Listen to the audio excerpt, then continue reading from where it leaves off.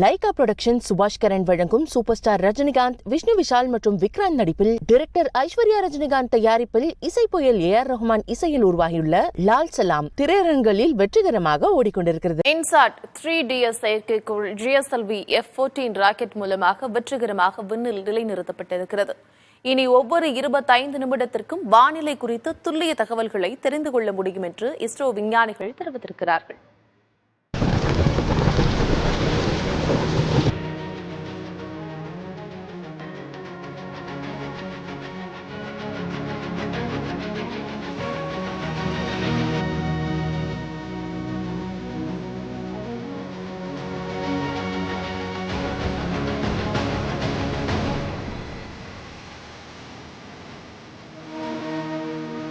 வானிலை மற்றும் காலநிலையை அறிந்து கொள்வதற்காக உள்நாட்டிலேயே தயாரிக்கப்பட்ட 19வது செயற்கைக்கோளான இன்சாட் 3DS-ஐ விண்ணில் அனுப்ப திட்டமிடப்பட்டது.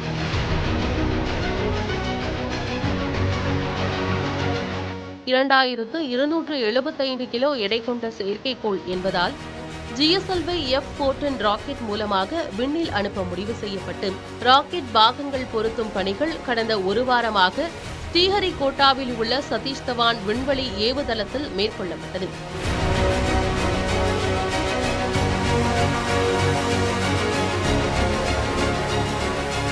இந்நிலையில் வெள்ளிக்கிழமை பிற்பகலில் கவுண்டவுன் தொடங்கிய நிலையில் திட்டமிட்டபடி நேற்று மாலை 5:35 மணிக்கு ராக்கெட் விண்ணில் பாய்ந்தது. 3, 2, 1, L40 stages are ignited. Plus 5 seconds. Lift off normal. A perfect lift off. GSLV F-14 Insaat 3DS progressing towards its बढ़ता हुआ. Clear sky. We can see the rocket very beautiful. प्रथम चरण में कोर बूस्टर तथा 4 L40 strap-on boosters सामान्य निष्पादन करते हुए. Presently, the core booster and the 4 L40 strap-ons thrusting simultaneously. இதையடுத்து 18 நிமிடம் 47 வினாடிகளில் ராக்கெட்டின் முன்பகுதியில் இருந்த இன்சாட் செயற்கைக்கோள் தனியாக பிரிந்து புவி சுற்றுவட்ட பாதையில் நிலைநிறுத்தப்பட்டது.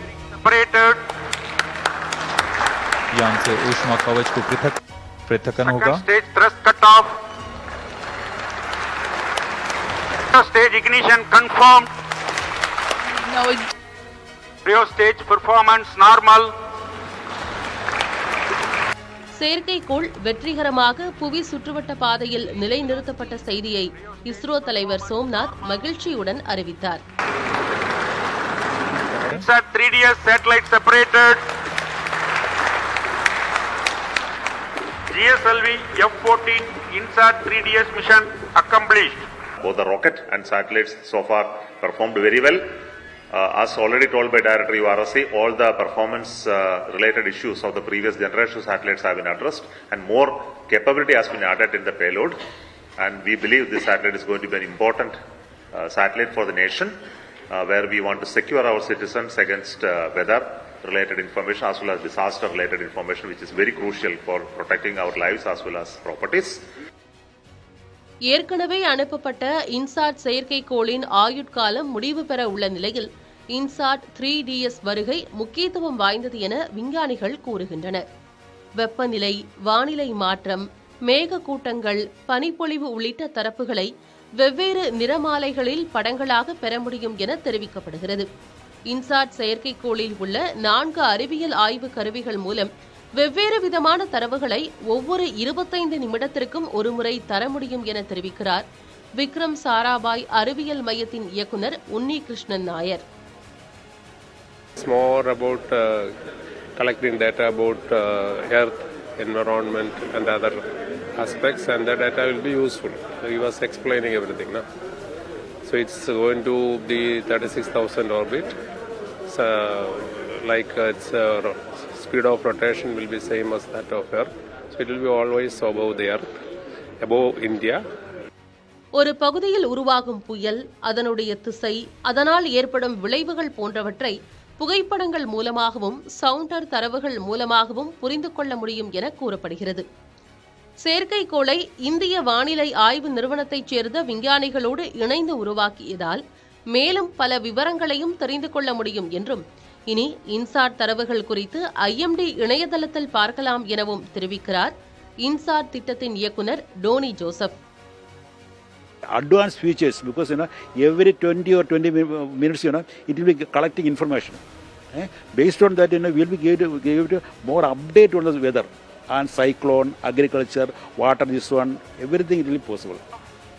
இந்தியாவின் 16வது GSLV ராக்கெட் வெற்றிகரமாக பாய்ந்துள்ள நிலையில் அதில் இருக்கும் கிரையோஜெனிக் என்ஜின் செயல்பாடுகள் எதிர்பார்த்ததை விட சிறப்பாக இருந்ததாகவும், இது அடுத்ததாக அனுப்ப உள்ள நிசார், ககன்யான் உள்ளிட்ட திட்டங்களுக்கு உறுதுணையாக இருக்கும் என்றும் கூறுகிறார் திரவ உந்துவிசை மையத்தின் இயக்குனர் நாராயணன்.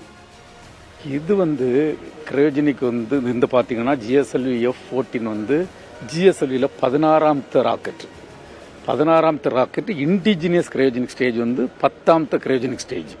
இது பார்த்தீங்கன்னா இந்த ராக்கெட் பர்ஃபெக்டாக ஒர்க் பண்ணிச்சு. நம்ம 170 கிலோமீட்டர் போய் 36,500 கிலோமீட்டர் கொண்டு சேட்டலைட்டை போடுறதுக்கு பதில் அதை விட 2000 கிலோமீட்டர் கூடுதல் கொண்டு போட்டுருக்கு. அந்த 2000 கிலோமீட்டர் கூடுதல் கொடுத்தது, அதுக்குள்ள எனர்ஜி கொடுத்தது நம்ம கிரையோஜெனிக் ஸ்டேஜ். தற்போது அனுப்பப்பட்ட இன்சாட் செயற்கைக்கோள் மூலமாக இந்தியா மட்டுமின்றி இந்திய பசிபிக் பிராந்தியத்தில் நிகழும் வானிலை மாற்றங்களை அறிந்து கொள்ள முடியும் என விஞ்ஞானிகள் கூறுகின்றனர். இந்த வருடத்தின் தொடக்கத்தில் எக்ஸ்போசாட் செயற்கைக்கோளை இஸ்ரோ அனுப்பிய நிலையில் 2வது முயற்சியாக இன்சாட் செயற்கைக்கோளும் வெற்றி பெற்றிருப்பது இஸ்ரோ விஞ்ஞானிகளிடையே உற்சாகத்தை ஏற்படுத்தியுள்ளது. புதிய தலைமுறைக்காக ஒளிப்பதிவாளர் நரேஷுடன் செய்தியாளர் பாலவெற்றிவேல்.